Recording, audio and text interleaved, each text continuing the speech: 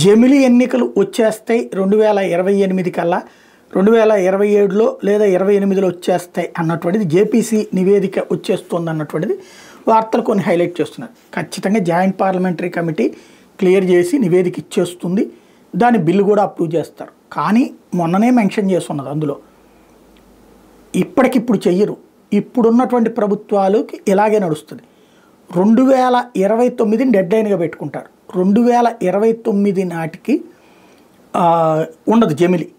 34 నాటికి అంటే ఈ తర్వాత జరిగేది 29 తర్వాత జరిగే ఎన్నికలు ఏవైతే ఉంటాయో అవి 34 మధ్యలో ఉన్నటువంటిది ఒక డెడ్ లైన్ పెట్టుకుని ఈ లోపుగా ఎన్నికలు జరగాలంటే ఒకవేళ ఆ డేట్కి 2 ఏళ్ళే అవుతుంది అనుకోండి, 2 ఏళ్ల కోసం ఎన్నికలు జరుపుతారు. లేదా 3 ఏళ్ళు అయితే 3 ఏళ్ల కోసం ఎన్నికలు జరుపుతారు. ఏడాది అయితే ఏడాది కోసం ఎన్నికలు జరుపుతారు. అట్లాంటి ఒక సిస్టమ్ తీసుకుంటారు. ఇది మహిళా బిల్లు ఎట్లాంటిదో అట్లాగే మహిళా బిల్లు ఆమోదించాక ఏమన్నారు, దాంట్లోనే ప్రొవిజన్ ఏం పెట్టారు, నియోజకవర్గాల పునర్విభజన తర్వాత అమలు పెడతామన్నారు.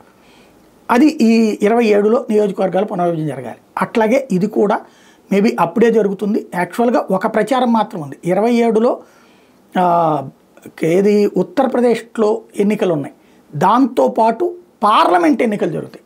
జమిలి కాదు, పార్లమెంట్ ఎన్నికలు జరిగే అవకాశం ఉంది దేశవ్యాప్తంగా అన్నది ప్రస్తుతం వినబడుతున్నమాట. ఎంతవరకు వాస్తవం చూడాలి.